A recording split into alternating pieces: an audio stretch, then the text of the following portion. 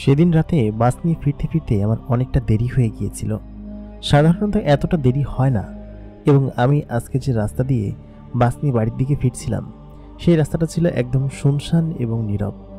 এদিক দিয়ে আমি সাধারণত বাড়িতে যাই না, তবে অতিরিক্ত রাত হয়ে যাওয়ার কারণে শর্টকাট নেওয়ার জন্যই মূলত এই রাস্তা দিয়ে আসা।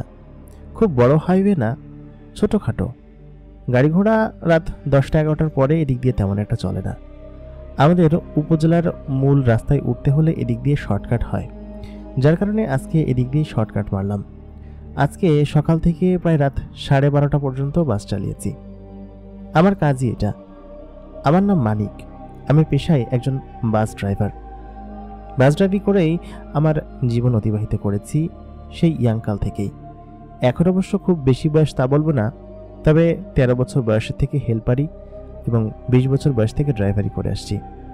ড্রাইভারের বয়স 7 বছর হয়েছে, আমার বয়স এখন 27, যার কারণে এখন এইসব বিষয় আমার কাছে পানিভাত হয়ে গিয়েছে। রাস্তাঘাটের বিষয়গুলো আমার কাছে তেমন কোনো কিছু মনে হয় না, তবে ওই দিন রাতটা ছিল আমার কাছে খুবই ভয়াল এবং অন্যরকম। আমি ভীষণ ভয় পেয়েছিলাম। রাস্তাঘাটে এরকম ঘটনা এর আগে আমার সঙ্গে কখনো ঘটেনি। রাতটা ছিল অমাবস্যা, চারিদিকে শুনশান, ঝিঝি পোকা ডাকছে। আকাশে বিন্দুমাত্র কোনো আলো মাটিতে পড়েনি। ওই যে অমাবস্যা রাত, এই জন্য আমি আমার বাসের মোটামুটি আলোতে টিমটিম করে বাড়ির দিকে এগোচ্ছিলাম। আমি যে মালিকের গাড়ি চালাই সেটা আমাদের উপজেলা শহরেরই একটা টার্মিনাল রাখি গাড়ি, তারই অফিসের সামনে। মূলত তার প্রায় 7-8টা বাস আছে, তার মধ্যে আমি একটা চালাই। আর বেশিরভাগ দিনই সে দেখা যায় কি যে আমাকে বিল দিতে দেরি করে। এই কারণে আমার সংসারে মোটামুটি দিনকে দিন টানপড়েন লেগেই থাকে। ইনকাম যে খারাপ হয় এমন না, তবে চলে যায়। আমার 8 সদস্যের পরিবার। বাবা প্যারালাইসিসড হয়েছে, অনেক বছর হয়েছে। তিনি সবসময় শুয়ে বসেই থাকেন। মা সংসারের হাল একাই চালায়। আমি টাকা পয়সা দেই, আর সারাদিন তো আমি বাড়িতে থাকি না। সাথে আছে 5 বোন এবং আমি একা। সব মিলিয়ে 5 বোনের দেখভাল আমার উপরেই। মেজো হবার কারণে বড় 2 বোনকে বিয়ে দিয়েছি, আর বাকি 3 বোন আমার ছোট, তাদেরকে বিয়ে দেওয়া এখন পর্যন্ত বাকি। সব মিলিয়ে 8 সদস্যের এই পরিবার। 8 সদস্য কেন বললাম? আমার নিচে যে বোন, তার জামাই এবং সে সহকারে আমাদের এখানেই থাকে। খুব বিশেষ কাজ করে না, এই কারণেই দেখা যায় কিছু তাদের টান পড়েন এক প্রকার আমাকেই টানতে হয়। সব মিলিয়ে সমস্ত দায়িত্ব আমার উপরই। আমি এসব ভাবতে ভাবতেই সেই রাতে বাস নিয়ে বাড়ির দিকে ফিরছিলাম। আচমকা আমি খেয়াল করলাম অনেকটা দূরে একটা মোড় পড়ে। সেই মোড়ের ওখানে একটা বট গাছ আছে। এই রাস্তা দিয়ে খুব কম আসা হয়েছে, বেশি সরু রাস্তা না, তবে বাস যাওয়ার মতো রাস্তা। আমি মোড় ঘুরতেই খেয়াল করলাম মোড়ের আগে একটা মেয়ে হাত বাড়িয়ে আমার বাসে ইশারা দিচ্ছে। মেয়েটাকে দেখতে ভালোই, কারণ বাসের আলোয় তার চেহারা বোঝা যাচ্ছিল। একটা 3 পিস জাতীয় জামা পরেছে, মাথায় ওড়না দেওয়া, চেহারার গঠন মাশাআল্লাহ ভালো। মেয়েটা এই রাত 12:30 বাজে এই বট গাছের নিচের কোনো একটা শুনশান জায়গায় কী করছে সেটা আমি বুঝে উঠতে পারলাম না। তবে মেয়েটা এমনভাবে আমার বাসের সামনে এসে দাঁড়ালো যে আমি বাসটা না থামিয়ে কোনোভাবেই পারলাম না। মেয়েটা একদম আমার বাসের সামনে এসে দাঁড়িয়েছে। তারপর সে আমার ড্রাইভিং সিটের পাশে এসে দাঁড়িয়ে বলল কি যে, ভাই আমাকে একটু সাহায্য করেন, আমি আসলে সামনে যাব, আমাকে একটু নিয়ে যেতে পারবেন? একটু বিপদে পড়েই আপনার কাছে আশ্রয় নেওয়া, দয়া করে যদি আমাকে এগিয়ে দিয়ে আসতেন খুব উপকার হতো। আমি বললাম, আমি তো এই সামনে গিয়ে মেন রাস্তায় উঠে যাব, তারপর উপজেলা সদরে গিয়ে ওই পর্যন্ত আমার লাস্ট স্টপ, ওর পরে আমি যাব না।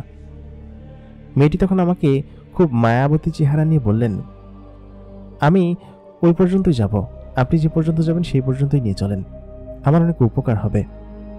এত রাত, তারপর এরকম একটা সুন্দরী মেয়ে, জামাগুলো সিমসাম, তবে তার চাহনি দেখে তার প্রতি অনেকটা মায়া হলো। আমি বললাম, আচ্ছা ঠিক আছে, উঠে আসুন। একা মেয়ে মানুষ রাত্রেবেলা এরকম বিপদে ফেলে যাওয়ার মতো লোক আমি না, কারণ আমার ঘরে অলরেডি 5টা বোন রয়েছে। সব মিলিয়ে তাদেরকে আমাকেই দেখতে হয়, আর এরকম একটা বোনকে আমি রাস্তায় ফেলে যাব? মানবতার খাতিরে তাকে বললাম, আচ্ছা ঠিক আছে, উঠে আসুন। আমি দরজা খুলে দিলাম। তারপর এসে আবার ড্রাইভিং সিটে বসে পড়লাম।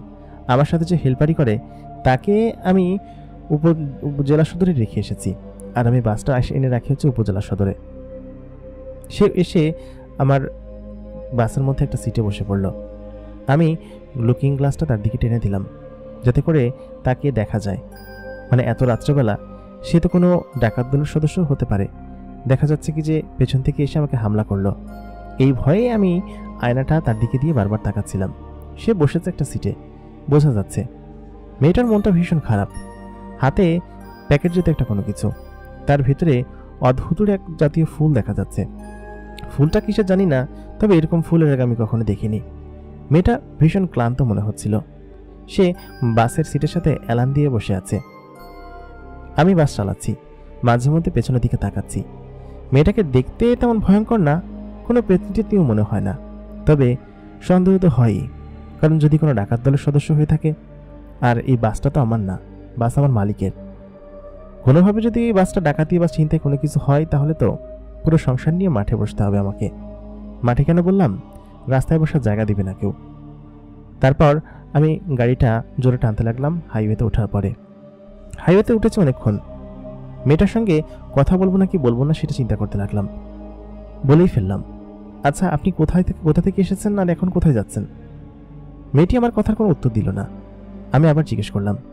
মেয়েটি তখন বলল, ভাই আমি অনেক বিপদে পড়ে এদিক দিয়ে যাচ্ছিলাম, তবে কেন এবং কী জন্য সেটা আমি আপনাকে এখন বলতে পারবো না।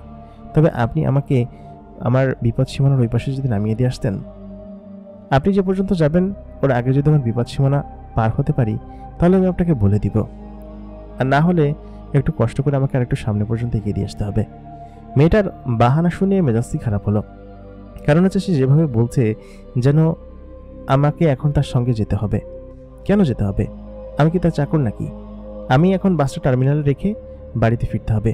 সম্ভবত বাড়িতে চাল নেই, মা বলেছিল চাল নিয়ে বাড়িতে ফিরতে, তবে একদিন থেকে পেরিয়ে অন্য দিনে চলে গিয়েছে। সেহেতু বাড়িতে এখন ফিরলে তারা না খেয়ে আছেন নাকি খেয়ে আছে সেটা জানি না। চালের প্যাকেট বাসের ভিতরেই আছে, সম্ভবত পাশের বাসা থেকে ধার করে নিয়ে খেয়েছে, আমি সেটাই ভেবে নিলাম। দেখতে দেখতে উপজেলা সদরে চলে আসলাম। আমি গাড়িটা টার্মিনালে ঢোকানোর আগে পেছন দিকে তাকাতে যাব, আচমকা চোখ আমার লুকিং গ্লাসে চলে গেল। আমি খেয়াল করলাম মেয়েটা যে সিটে বসেছিল সেই সিটে কেউ নেই। মেয়েটা যদি এত ভরসা করে আমার সঙ্গে এসেছে, তার মানে তাকে বাড়ি পর্যন্ত এগিয়ে দিয়ে আসাই ভালো। বরঞ্চ সে কোনো কিছু করেনি, ডাকাত দলের সদস্যও না। আমি পেছন দিকে তাকিয়ে বললাম যে আপনি কোথায় যাবেন? এটা বলতেই আমি হতভম্ব হয়ে গেলাম। পুরো বাস খালি। এরকম আশ্চর্যের ঘটনা কি আমি স্বপ্ন দেখছি নাকি অন্য কিছু? ভাবলাম হয়তো কোনো সিটের ভিতর ঘুমিয়ে পড়েছে। আমি বের হয়ে সমস্ত সিটগুলো খুঁজতে লাগলাম। আমার বিস্ময়ের সীমা রইল না, কারণ কোনো সিটেই সেই মেয়েটি নেই। মেয়েটি জানলা দিয়ে বের হয়ে যাবে? রানিং বাস কীভাবে বের হবে? আর দরজা দিয়ে বের হওয়া তো ইম্পসিবল, কারণ আমি রয়েছি, দরজা আটকানো রয়েছে। আমি না খুলে দিলে সে তো খুলে বের হতে পারবে না। জানলা দিয়ে বের হওয়ার সুযোগ নেই, তাহলে গেল কোথায়? আমার পরাণের ভিতর জোর একটা বাড়ি মেরে উঠল, কারণ এত ভয় আমি জীবনে কোনোদিন পাইনি। বাজারে তেমন মানুষ নেই, তার বাজার থেকে খানিকটা ছেড়ে আমি টার্মিনালে এসেছি। টার্মিনালের ভিতর গাড়িটা সঙ্গে সঙ্গে ঢুকিয়ে ফেললাম। টার্মিনালে তখনও দু একজন বসে আছে। আমি সঙ্গে সঙ্গে নেমে হাঁপাচ্ছিলাম। একজন দেখে বলল, কি রে হাঁপাচ্ছিস কিসের জন্য? আমি তাকে কিছু বললাম না, বললাম কিছু না। টার্মিনালের পাশেই আমার বাড়ি, সেহেতু আমার যেতে বেশি সময় লাগলো না। খানিকটা আসার পরে মনে পড়লো যে চালের বস্তা গাড়ির ভিতরে রেখে এসেছি। গাড়ির ভিতরে যাওয়ার সাহস হচ্ছে না, কারণ হচ্ছে ওই জিনিসটা কী ছিল সেটি তো কিছু বুঝতে পারলাম না। এরকম শুনশান জায়গা থেকে আমার গাড়িতে উঠলো, তারপর আবার এখানে এসে নেই। আশ্চর্যের বিষয় তো, গায়ে কাটা দিয়ে উঠলো। যাই হোক, ওই দুজন লোক ছিল বলে সাহস করে আবার পেছনে আসলাম। গাড়ির লক খুলে ভেতর থেকে চাউলের ব্যাগ আর বাজারগুলো নিয়ে বাড়ির দিকে হাঁটতে শুরু করলাম। হাঁটার সময় কেমন যেন মনে হচ্ছিল যে আমার পেছন পেছন কেউ একজন আসছে। আমি পেছনে কয়েকবার তাকিয়েও কাউকে দেখতে পেলাম না। রাস্তাটা ছিল একদম শুনশান, গ্রামের রাস্তা, কোনো লাইট টাইট নেই। হাতে একটা মোবাইলের আলো, ওটা দিয়ে আমি টিমটিম করে হেঁটে যাচ্ছি, কিন্তু পেছনে যে কেউ আসছে সেটা স্পষ্ট বোঝা যাচ্ছে। বুকের ভিতর ধড়ফড় করতে শুরু করলো। এত পরিমাণ ধড়ফড় যে ভয়ে আমি পা চালাতে শুরু করলাম দ্রুত গতিতে। কিন্তু খানিকটা সামনে এগোতেই আমার নাকে ভেসে আসলো এক অদ্ভুত সুঘ্রাণ। এরকম সুঘ্রাণ? এটা কিসের সুঘ্রাণ? কি ফুল এটা? কেমন যেন ভয় আস্তে আস্তে কেটে যেতে লাগলো। ঘ্রাণ শুকতে শুকতেই প্রায় বাড়ির কাছে চলে আসলাম। এক দৌড় দিয়ে বাড়ির ভেতরে ঢুকে গেলাম। এত বড় ছেলে আমি, তবুও এরকম একটা ঘটনা দেখে ভয় পাচ্ছি। ভয় পাওয়া উচিত না, অনেক বছর ধরেই রাত বেরাতে চলা আমার অভ্যাস। তবে এরকম একটা অদ্ভুত ঘটনা ঘটবে সেটা অকল্পনীয় ছিল আমার কাছে। বাড়িতে ঢুকেই দেখলাম ছোট ভাই বোনেরা সকলে ঘুমিয়ে পড়েছে, মাও ঘুমিয়ে কাতর। আমি ডাকতেই মা বলল কি যে, তোর জন্য খাবার এখানে রাইখা দিছি, আর চাউল নিয়ে আসছিস তো? আজকে তোর কাকির কাছ থেকে চাউল এনে রান্না করছি, ওনারা তো দিতেই চায় না, গত 2-3 দিন ধরে এটাই করতেছি, তোরা কইতাছি তুই আনস না। আমি বললাম, আম্মা টাকা না দিলে কেমনে আনবো? এরা তো দিনের হাজিরা দিনে দেয় না, আর যা হয় এই বোন সেই বোন আব্বার খরচ সব মিলে খরচ হয়ে যায়, কি করবো মা বলো? মা বলে, আচ্ছা ঠিক আছে খায় নে বাজান, এত কষ্ট করতেছিস তাও তোর এত কথা শোনানো ঠিক না। চালের বস্তা এবং ব্যাগগুলো পাশে রেখে আমি খেয়ে নিলাম। খেয়ে তারপর ঘুমাতে গেলাম। পরের দিন সকালে উঠে আবার আমাকে বের হতে হবে। খেয়ে ঘুমাতে ঘুমাতেই প্রায় 2টা। পরের দিন আবার সকাল সকাল বের হতে হবে। তবে শরীরটা একটু খারাপ লাগছে সেটা ভেবে ভাবলাম যে দেরি করেই যাব। আচমকা রাত প্রায় 3:30 বাজে, 4টার কাছাকাছি। ওই টাইমে আমার ঘুম ভেঙে গেল। ঘুম ভেঙে দেখলাম আশ্চর্যজনক বিষয়। আমি খেয়াল করলাম আমি যেখানে শুয়ে আছি সেই জানালা দিয়ে বাইরে একটা মেয়েকে উঠানে দাঁড়ানো। আমি দেখে ওকে অবাক হয়ে গেলাম। তারপর উঠে ভালো মতো তাকিয়ে দেখি কেউ নেই সেখানে। আশ্চর্য তো, আমাদের উঠানের উপর এরকম কোনো মেয়ে দাঁড়িয়ে আছে স্বপ্ন দেখেছি নাকি? যাই হোক, ছাড়া ছাড়া ঘুম হলো ওই রাতে, যেহেতু একটা ভয়ানক কাণ্ড দেখে এসেছি। পরের দিন ঘুম থেকে উঠে খাওয়া দাওয়া করে আমি আবার বাসটা নিয়ে বের হলাম। এই জন্য আমাদের নিয়মিত অভ্যাস ছিল, আমরা যে কজন কাজ করতাম এরকমভাবেই নিয়মিত এই রুটেই বাস চালাতাম। মাঝে মধ্যে কাজে অন্য রুটে যাওয়া হতো, এই জেলা টু জেলা এরকমভাবেই, আবার অনেক সময় উপজেলা টু জেলা এরকমভাবে চালানো হতো। তো এর পরের দিন রাতের ঘটনা, মানে যেদিন আবার আমাকে সেই রাস্তা দিয়ে আসতে হলো। কারণ আজকে একদিন মালিক বলল যে ওই রোডে ট্রিপ মারতে, সেহেতু ওই রোডে ট্রিপ মারলে ফেরার পথে আমাকে দিক দিয়ে আসতে হবে, আর একটু যাত্রীর চাপ ছিল বেশি, যার কারণে অনেক রাত পর্যন্ত আমাদের ওইটা করতে হয়েছে। বেশি টাকা ইনকাম করতে হলে একটু ওভারটাইম তো করাই লাগবে।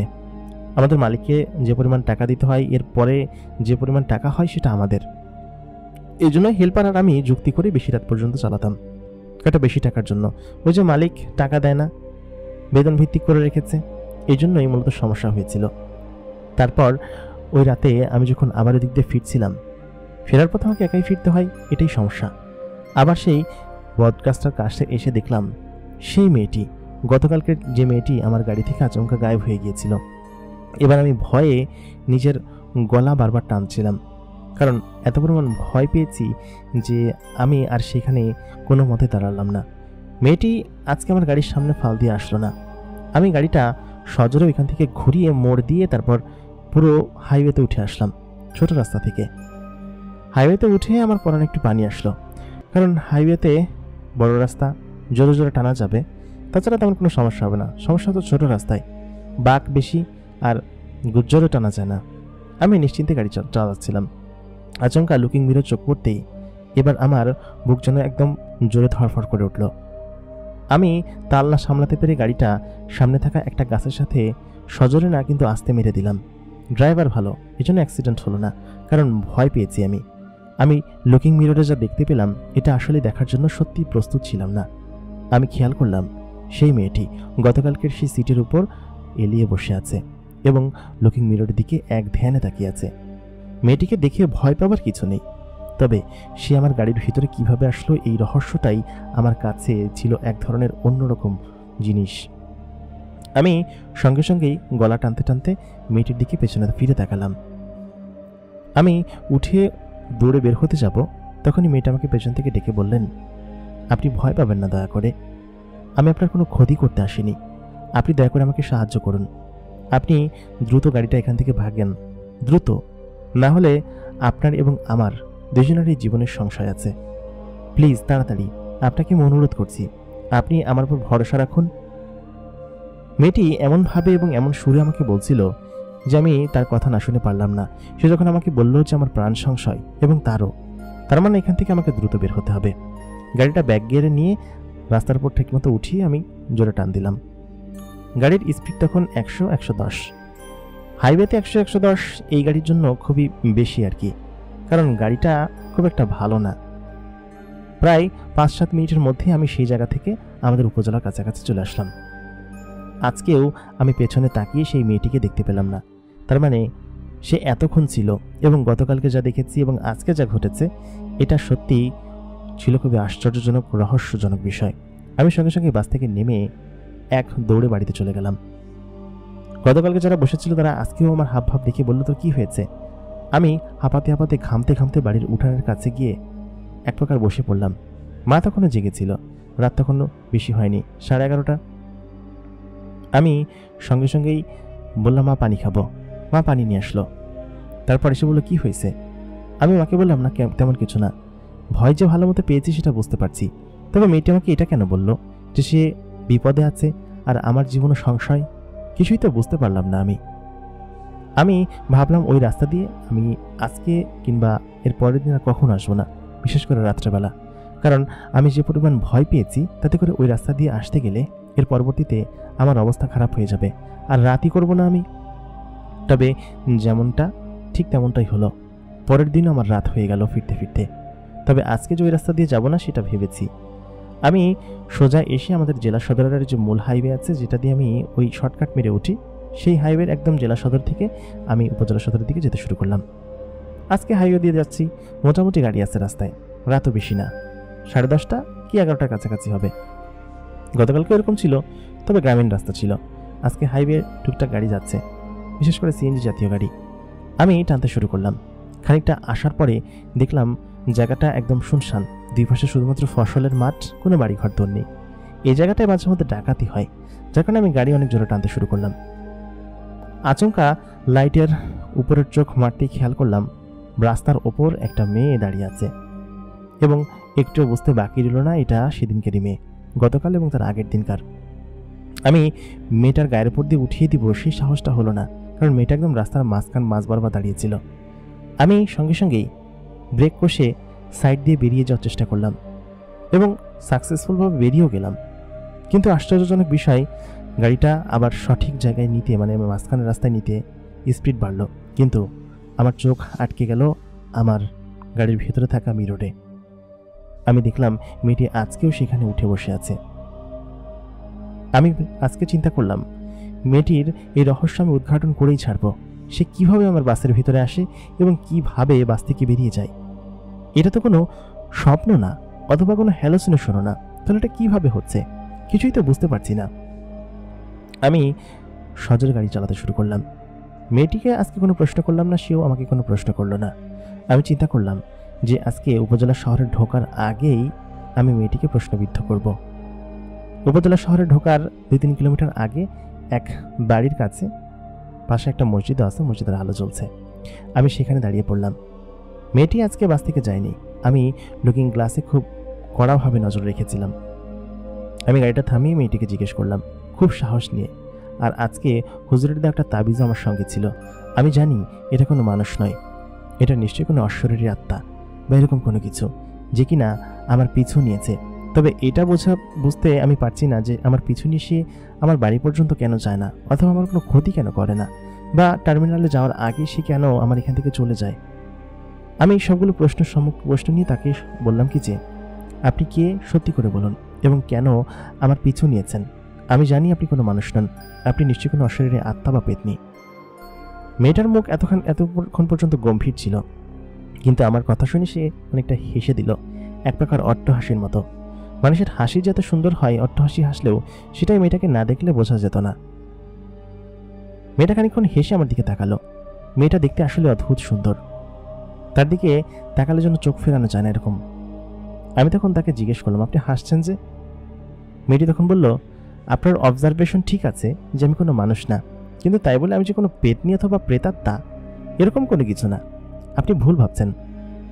আমি তখন খুব জোর গলায় আগুন জ্বালালাম, কারণ আমি শুনেছি যে আগুন জ্বালালে প্রেতনি বা ভূত কাছে আসতে পারে না বা চলে যায় এখান থেকে।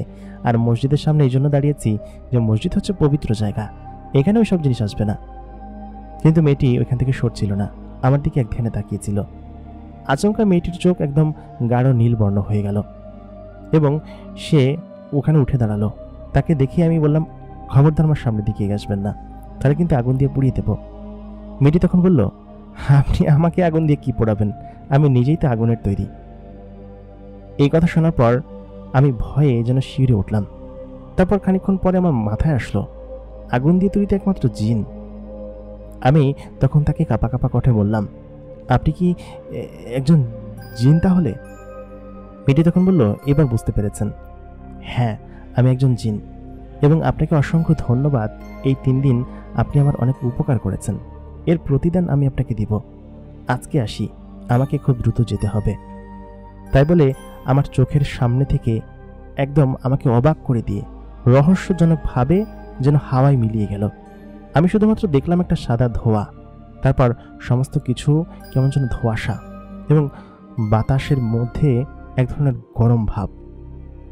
আমার গলা টানতে শুরু করলাম, ঢোক গিলতে লাগলাম। তারপর স্টিয়ারিং সিটে বসে সজোরে স্টিয়ারিংয়ে চাপ দিয়ে প্রায় আধা সেকেন্ডের ভিতরে 2 কিলোমিটার রাস্তা পার হয়ে আমার যে টার্মিনাল, সেই টার্মিনালের কাছাকাছি চলে আসলাম। এটা কি আমি কি সত্যি দেখেছি নাকি ভুল কোনো কিছু? আমি এই বাস থেকে নামলাম। তবে গত দিনের মতো আমার ভয় লাগছে না, কারণ মেয়েটি আমাকে জানিয়েছে আমি নাকি তার উপকার করেছি। এই জন্য সে আমাকে এখানে এরকমভাবে ধন্যবাদ দিয়ে চলে গেল। আমি বাড়িতে চলে গেলাম অন্য দিনের মতো। বাড়িতে আসার পর আমার জন্য চিন্তার চোটে ঘুমিয়ে আসছিল না। মেয়েটি কে? কেন সে আমার কাছে এরকমভাবে আশ্রয় নিয়েছে বা আমাকে কেন ধন্যবাদ দিল? কিছুই তো বুঝতে পারছি না। যাই হোক, ওরকম করে প্রায় ওই রাতে ছাড়া ছাড়া ঘুম হলো, কিছু বুঝতে পারলাম না। মাঝখানে 4-5 দিন সময় কেটে গেল। মেয়েটির কথা যেন একদমই ভুলে গেলাম, কারণ আমার সাথে যেরকম একটা ঘটনা ঘটেছে কাজের প্রেশারে মনেই থাকলো না। কারণ ওই সময়টা ছিল হচ্ছে ঈদের সময়, যাত্রীর চাপ প্রচণ্ড পরিমাণ বেশি। সপ্তাহখানিক পরে আমি খেয়াল করলাম আমাদের উঠানে মধ্যরাতে কেউ একজন দাঁড়িয়ে আছে। আমি আশ্চর্য হয়ে ওইদিকে তাকিয়ে রইলাম। আশ্চর্য তো, এই মধ্যরাতে আমাদের উঠানোর পর কে দাঁড়িয়ে থাকবে? সেই প্রথম দিনের মতো মেয়েটা সরে যাচ্ছিল না। মেয়েটা উঠানোর পর আমার জানালা দিয়ে এক দৃষ্টিতে আমার দিকে তাকিয়ে আছে। ভয়ে যেন আমার হাত পা কাঁপতে শুরু করলো। আমি উঠে সঙ্গে সঙ্গে জানালাটা লাগিয়ে দিলাম, লাগিয়ে দিয়ে ঢোক গিলতে লাগলাম। তারপর আর কি, ঘুমিয়ে পড়লাম। কারণ ঘুম ছাড়া এই ভয় কোনোভাবেই কাটা সম্ভব না। ঘুম যে সহজে এসেছে তা না, ঘুম আসতে আসতে অনেকটা দেরি হলো। আচমকা ফাল দিয়ে আমি বিছানা থেকে উঠে পড়লাম। রাত তখন প্রায় 4টার কাছাকাছি। এরপরে আমি যে জিনিসটা দেখলাম মূলত সেটা দেখার জন্য মোটেই প্রস্তুত ছিলাম না। আমি উঠে বিছানার উপর বসে আছি। আমার থেকে 7-8 হাত দূরে আমার টেবিলের পাশে একটা চেয়ার রাখা আছে। সেই চেয়ারের উপর একটা মেয়ে বসে আছে। মেয়েটার গায়ে জ্বলছে চিকচিক করে আলো। আলোতে তার চেহারা মোটামুটি বোঝা যাচ্ছে। আর আমার ঢোক গেলার এবং ভয় পাওয়ার সীমানা যেন ফুরাচ্ছিলই না। আমি আমার নিজের শরীরকে কোনোভাবেই নাড়াতে পারছিলাম না। ভয়ে নাকি অন্য কোনো কারণে আমি সেটা জানি না। মেয়েটা উঠে দাঁড়ালো। আমার একটু চিনতে বাকি রইল না, এটা সেই মেয়েটি যাকে আমি 3 দিন সাহায্য করেছিলাম তার ভাষ্যমতে। আমি উঠে তখন বিছানা থেকে নেমে সাইডে এসে দাঁড়ালাম, কারণ ভয়ে তখন আমার গলা টান অবস্থা। পানি যে খাবো, পানি আশেপাশে কোথাও নেই। মেয়েটা আমাকে তখন বলল, দয়া করে আপনি ভয় পাবেন না, আপনাকে আমি সাহায্য করার জন্য এখানে এসেছি। আমি জানি আপনি আমার অনেক বড় উপকার করেছেন। আপনার মনে অনেক প্রশ্ন যে আমি কে, কেনই বা আপনার সাহায্য নিলাম। সব প্রশ্নের উত্তর আমি দিব, তবে এখানে না। আপনি আমাকে বিশ্বাস করে একটু বাইরে চলুন, কারণ এখানে কথা বললে আপনার পরিবারের অনেকেই জেনে যাবে। কারণ আমার পাশেই তখন আমার ভাগ্নে শুয়েছিল। ঘরে জায়গা দিতে গেলে আমার পাশে আমার ভাগ্নেকে নিয়ে শুতে হবে, এবং এরকম করেই শুতাম আমি। ভাগ্নে জেগে গেলে সমস্যা আছে। আমি বললাম, আচ্ছা ঠিক আছে। একটু সাহস সঞ্চয় করলাম। মেয়েটি আমার কাছে এগিয়ে আসলো। তারপর আচমকা চারিদিকটা যেন আলোতে ভরে গেল। আমার চোখ আলোতে ঝলসে গেল। খানিকক্ষণ পর যখন চোখ খুললাম, আমি দেখলাম আমি একটা ফাঁকা জায়গায় দাঁড়িয়ে আছি। তবে সেটা আমার গ্রাম না, একটু ভিন্ন জায়গা এবং ভিন্ন রকমের পরিবেশ। চারিদিকটা বোঝা যাচ্ছে না তেমন কোন জায়গায় আছি, শুধু ধোঁয়া আর ধোঁয়া। কিন্তু যে জায়গাটায় বসে আছি সেই জায়গাটা একটু আলোকিত এবং খুব পরিষ্কার জায়গা। মেয়েটি আমাকে বলল, আমি কিন্তু আপনার কোনো ক্ষতি করবো না, এটা আমি আগেই বলেছি। আর ক্ষতি করার মানুষও না। আপনি যে কত ভালো মানুষ সেটা আমি গত 2-3 দিনে বুঝতে পেরেছি। আর এর আগে যখন আপনার সঙ্গে আপনার বাড়িতে যেতাম তখন আমি দেখতে পেয়েছি যে আপনি কি করে আপনার পরিবারের সাপোর্ট করেন। আসলে এরকম জিন কিংবা মানুষ দেখলে ভালো লাগে। তবে সেই সময় আসতে পারিনি কারণ কিছু সমস্যা ছিল। কয়েকদিন পরে আসার জন্য ক্ষমা চাচ্ছি। আমি আসলে কিছু বুঝতে পারছিলাম না। আমি তাকে বললাম, আসলে আমি আপনার কথা বুঝতে পারছি না, একটু স্পষ্ট করে বলুন। মেয়েটি তখন আমাকে জানালো, আসলে স্পষ্ট করে বলার তেমন কিছু নেই, আমি শুরু থেকে বললে আপনি সমস্ত কিছু বুঝতে পারবেন। তারপর সে বলা শুরু করলো, আসলে সেই রাতে যখন আমি সেখানে দাঁড়িয়েছিলাম, আমি অপেক্ষা করছিলাম কারোর জন্য, যে কেউ যদি আমাকে সাহায্য করত। কারণ আমি যে রাস্তা দিয়ে যাতায়াত করি সাধারণত, সেই রাস্তায় কিছু বখাটে জিন আমাকে উত্ত্যক্ত করত, বিরক্ত করত। ওই এলাকায় যেসব জিনগুলো আছে, সেই জিনগুলো খুবই বদ এবং খুবই খারাপ জিন। প্রথম দিন যখন আমি আমার আব্বার জন্য ওই জিনিসটা আনতে গেলাম, আমি বলছি সমস্ত কিছু। আসলে সমস্ত কিছু ঘটেছে আমার বাবার জন্য।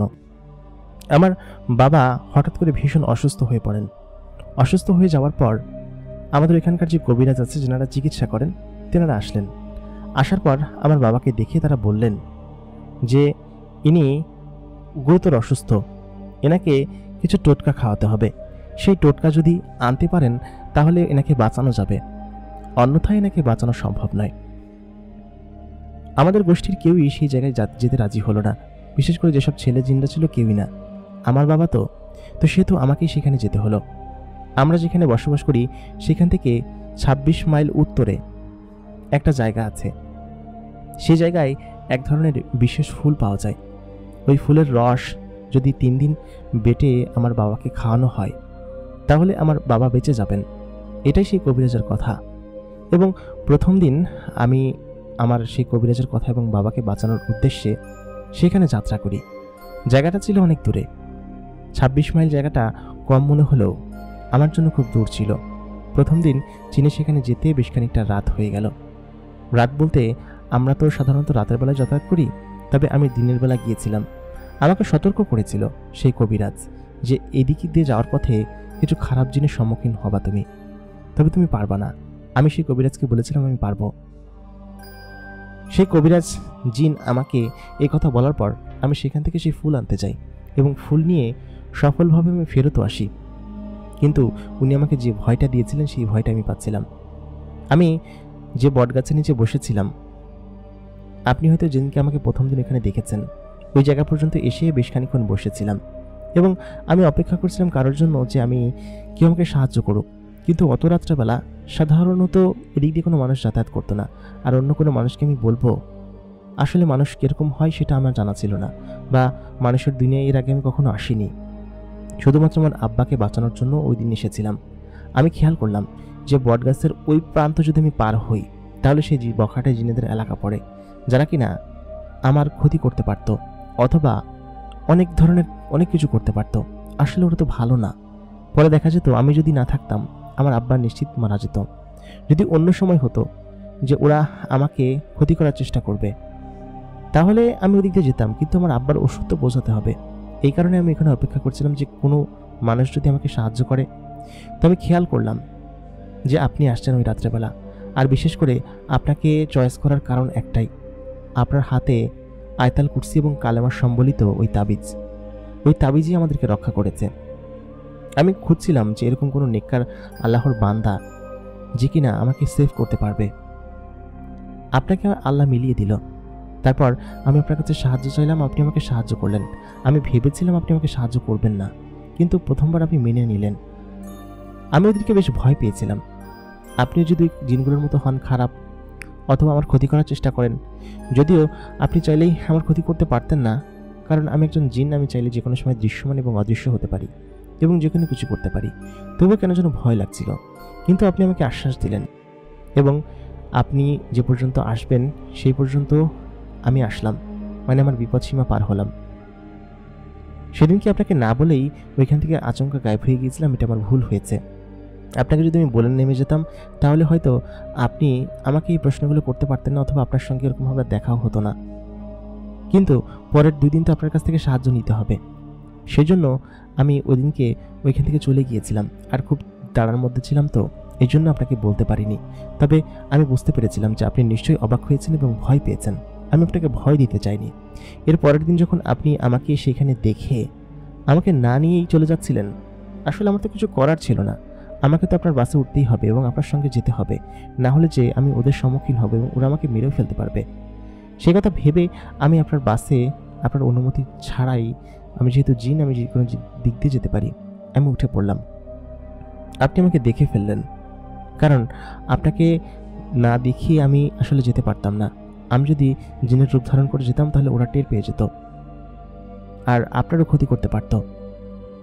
দ্বিতীয় দিন আপনি আমাকে দেখে ভয় পেয়েছিলেন আমি জানি, তবে আমি আপনাকে বলেছিলাম যে দুজনের জানি বিপন্ন, দ্রুত চলুন। তারপর আমি চলে গেলাম ওই দিনকে আপনাকে না বলে। তৃতীয় দিন আমি ফুলটা নিয়ে যখন এখানে দাঁড়িয়েছিলাম, আমি অনেকক্ষণ অপেক্ষা করেছি, দেখলাম আপনি আসছেন না। তারপর আমি ভাবলাম রাস্তা তো আর একটা না, আপনি নিশ্চয়ই অন্য রাস্তা বদলে আসবেন। তারপর আমি উপর থেকে খেয়াল করতে লাগলাম যে আপনি কোন দিক দিয়ে আসেন। আমি দেখলাম আপনি বড় রাস্তা ধরে আসছেন। তারপর এখান থেকে আপনাকে ঠেকালাম, কিন্তু আপনি আমাকে পাশ কাটিয়ে চলে যেতে চেয়েছিলেন। আমি গাড়িতে উঠে বসেছিলাম।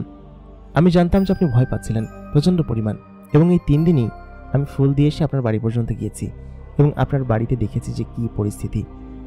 সব মিলিয়ে আমার খারাপই লেগেছে। তৃতীয় দিন আপনি যখন আমাকে প্রশ্ন করলেন এবং আমাকে চিনে ফেললেন, তখন আমি আপনাকে বললাম যে আমি আপনার কাছে আসবো, কারণ ওই দিনও আমার তাড়া ছিল। ফুলটা সময় মতো না পৌঁছাতে পারলে, ওষুধটা তার শরীরে ঠিকমতো না পড়লে সে হয়তো বাঁচত না। তারপর আমার আব্বা মৃত্যুর সাথে লড়াই করেছে অনেক দিন। শেষ পর্যন্ত আমার বাবা বেঁচে গিয়েছেন শুধুমাত্র আপনার জন্য। এটা আমার ক্রেডিট না, আপনার জন্য বেঁচে গিয়েছে, এবং আপনাকে আমি ধন্যবাদ দেওয়ার জন্য এতদিন পরে এসেছি এই জন্য, কারণ আব্বা আজকে সম্পূর্ণ সুস্থ। এবং আমি আব্বাকে আপনার কথা বলেছি। আমি তখন বললাম আপনিই আসলে আসল, কারণ হচ্ছে যে তার বাবাকে বাঁচানোর জন্য এত মেহনত করে নিজের জীবনের ঝুঁকি নিয়ে এতটা কিছু করতে পারে, সে আসল হিরো। আমি আসলে কিছু না, ওই যে আমি আপনাকে সাহায্য করেছি বললেন, ওইটাই, অতটুকুই, এর বেশি কিছু না। আপনার জায়গায় অন্য কেউ হলেও আমি সেটাই করতাম, তবে আপনি আমাকে ভয় পাইয়ে দিয়েছেন এই আচমকা গায়েব হয়ে গিয়ে। এটা না করলেও পারতেন, আপনি প্রথম দিনই আমাকে বলে দিলে কিন্তু আমি দ্বিতীয় দিন থেকে আপনাকে সাহায্য করতাম। মেরি তখন বলল, আমি জানি আপনি সাহায্য করতেন না, কারণ আপনি ভয় পেতেন, এই জন্য আমি আপনাকে কিছু বলিনি। তবে আমার ভুল হয়েছে যে আমি আপনার সামনে এরকমভাবে গায়েব হয়ে গিয়েছি, এটা করা উচিত হয়নি। সব মিলে যেটাই হোক, ওই সময় আমার অবস্থা খারাপ ছিল, এই জন্য আমি আপনাকে তেমন কিছু জানাতে পারিনি। তবে এখন আপনার ভয় লাগছে না তো? আমি তখন বললাম, না, এখন ভয় লাগছে না, এখন বরঞ্চ খুব ভালো লাগছে, এবং আপনাকে দেখে আমি আসলে মনে আরও সাহস পাচ্ছি যে আপনি আপনার বাবাকে বাঁচানোর জন্য কত কিছু করেছেন। আপনি আসলে খুব ভালো। মেয়েটি তখন আমাকে বলল যে আমার থেকে ভালো আপনি সেটা জানেন? আপনি আপনার পুরো পরিবার দেখেন, আপনার বাবা অসুস্থ সেটা আমি জানি, এমনকি আপনার বাড়িতে গিয়ে আমি কয়েক ঘন্টা থেকেছিও, আপনার বাড়ির সমস্ত কিছু দেখেছি। আপনার দুলাভাই, আপনার সবগুলো বোনেরা, আপনার মা কত কষ্ট করেন, বিশেষ করে আপনি সবাইকে দেখেন। সব মিলিয়ে আমার খারাপ লেগেছে, এই জন্য আমি মূলত হচ্ছে গিয়ে আপনার কাছে সব কিছু ক্লিয়ার করতে আসলাম। আর আজকে হচ্ছে গিয়ে আমি আপনাকে এখানে নিয়ে আসতাম না, তবে সমস্ত কিছু বোঝানোর জন্য আমি নিয়ে আসলাম। আমার আব্বাজান আপনাকে যেতে বলেছেন, এখন কি আপনি আমার সাথে যেতে পারেন? আমি বললাম কি যে আপনার সঙ্গে তো আমি আগেই এসেছি আপনাকে বিশ্বাস করে, এখন আমি চাইলে আপনার সঙ্গে যে কোনো জায়গায় যেতে পারি, কারণ আপনার প্রতি আমার একটা অন্যরকম রেসপেক্ট আছে। মেয়েটি তখন আমাকে বলল যে আমিও আপনাকে খুব সম্মান করি, আপনি আসলে সম্মানিত ব্যক্তি, এবং মানুষের সম্পর্কে আমার আগে কোনো আইডিয়া ছিল না, তবে আপনার সঙ্গে কথা বলে আমার আইডিয়াই চেঞ্জ হয়ে গিয়েছে, এবং আপনি যে একজন ভালো মানুষ সেটা আমি খুব ভালোভাবে বুঝতে পেরেছি। আপনার সঙ্গে যদি আমার আব্বা কথা বলে তাহলে তিনি খুব খুশি হবেন। তখন মেয়েটি আমাকে বলল, আচ্ছা চলুন আপনাকে নিয়ে যাই। সঙ্গে সঙ্গেই আশপাশে যত ধোঁয়া ছিল সেগুলো তীব্র হয়ে আমার চোখে মুখে লাগতে শুরু করলো। আমি চোখ বুজে ফেললাম। আচমকা যখন চোখ খুললাম আমি খেয়াল করলাম আমি একটা পাহাড় বেষ্টিত জায়গায় দাঁড়িয়ে আছি। জায়গাটা পাহাড় না, তবে পাহাড়ের মতো দেখতে, অনেকটা ঢিপির মতো। সেই ঢিপির মধ্যে একটা দরজা আছে, দরজাটা আচমকা খুলে গেল। মানে সেই পাহাড়ের ওই যে আলাদিনের চেরাগ আছে বা আলিবাবা 40 চোরের দরজা যেরকম খুলে, ঠিক ওরকমভাবে খুলে গেল। তবে সেটা পাথরের দরজা নয়, এক প্রকার মাটি ফেটে বের হলো। আমি ভিতরে ঢুকলাম। ভেতরটা একদম চকচকে, বাইরে যেরকম অন্ধকার ভেতরে সেরকম নয়। বাইরের অন্ধকারে মিলিয়ে ভিতরে যখন ঢুকলাম, যেহেতু রাত্রেবেলা ছিল সেহেতু তেমন কিছু টের পাইনি আমি, আর জায়গাটা সম্পর্কে তেমন আন্দাজও করতে পারিনি। ভেতরে যাওয়ার পর কয়েকজন লোক আমার দিকে এগিয়ে আসলো, তারপর আমাকে সালাম দিতে শুরু করলো। আমি সকলের সালাম গ্রহণ করলাম। মেয়েটি আমাকে সাথে করে আরও ভিতরে নিয়ে গেল। জায়গাগুলো ছিল একদম সুড়ঙ্গের মতো এবং খুবই অদ্ভুত দেখতে। এরকম জাতীয় জায়গায় এর আগে আমি কখনো দেখিনি। আমি খানিকটা এগিয়ে একটা রুমের কাছে গিয়ে মেয়েটি দাঁড়ালো। রুমের দরজা নক করতেই দরজাটা খুলে গেল। এই দরজাটাও ছিল আশ্চর্য রকমের দরজা। খুলে যাওয়ার পর আমি ভেতরে ঢুকলাম। মেয়েটির পেছন পেছন দেখলাম একটা সোফা জাতীয় কোনো একটা টুলের উপর একজন লোক বসে আছে। লোকটার নাক বিশাল আকৃতির, মুখে সাদা দাড়ি, আর মুখের গঠন এবড়ো থেবড়ো এবং বেশ বড় সাইজের। 6-7 ফুট লম্বা তো হবেই, পাশাপাশি বিশাল দেহি। আমার তাকে দেখে খানিকটা ভয় লাগলো। মেয়েটি কিছু একটা বলল তাকে। বলার পর সেই লোকটি আমার কাছে এসে আমার হাত ধরে তার পাশে বসালেন। তারপর বললেন যে, তুমি ভয় পেও না বাবা, তোমার জন্য আজকে আমি বেঁচে আছি। তোমার কাছে লাখো কোটি শুকরিয়া যে তুমি আমার প্রাণ বাঁচিয়েছ। আমি সমস্ত কথা শুনেছি ওর কাছ থেকে এবং ও সব কিছুই বলেছে। আসলে মানুষ সম্পর্কে আমার এরকম কোনো ধারণা ছিল না যে মানুষরা এত ভালো হয়। সব মিলিয়ে তোমার প্রতি আমি কৃতজ্ঞ এবং আমি চাই যে তুমি আমাদের এখানে কয়েকদিন আত্মীয়তা গ্রহণ করো। আমি তখন বললাম যে আসলে আমার পরিবার আছে, তো সমস্ত কিছু মিলে সমস্ত কিছুর উৎস আমার পরিবার, এবং এই পরিবারের জন্য আমি কোথাও যেতে পারি না। জিনটা তখন বললেন যে আমি জানি, ও আমাকে সমস্ত কিছু বলেছে, আর তোমাদের যে কষ্ট সেটা সম্পর্কে আমি জানি। আশা করি আমার সঙ্গে যেহেতু তোমার পরিচয় হয়েছে, এই কষ্ট তোমার থাকবে না। আমি সমস্ত কিছু ঘুচিয়ে দিব এবং তুমি আমার প্রতি যে দয়া দেখিয়েছ এটার জন্য আমি তোমার প্রতি কৃতজ্ঞ। তুমি আজকে অন্তত পক্ষে আমাদের এখানে থেকে যাও। তারপর আমি বললাম, আচ্ছা ঠিক আছে, আপনি একজন সম্মানিত ব্যক্তি এবং আমাকে যেহেতু এরকমভাবে বলছেন, আমি আপনার সম্মান অবশ্যই রাখবো। তবে আমাকেও কথা দিতে হবে যে আমার সঙ্গে আপনার যেতে হবে। যাবেন তো? বিশাল আকৃতি সে জিন লোকটি আমাকে আশ্বাস দিলেন যে হ্যাঁ, আমি আপনার সঙ্গে যাব। তারপর আমি তাদের অতিথি আপ্যায়ন গ্রহণ করলাম। বিভিন্ন পদের খাবার আমাকে খেতে দিলেন, যা আমি এর আগে একসাথে কখনো খাইনি। সব মিলিয়ে জায়গাটা বেশ ভালো, তবে রাত্রিবেলা হওয়ার কারণে আমি তেমন কিছু বুঝতে পারিনি। জিনারা যেরকম জায়গায় থাকে এরকম জায়গা সম্পর্কে এতটুকুই বর্ণনা আমি জানি।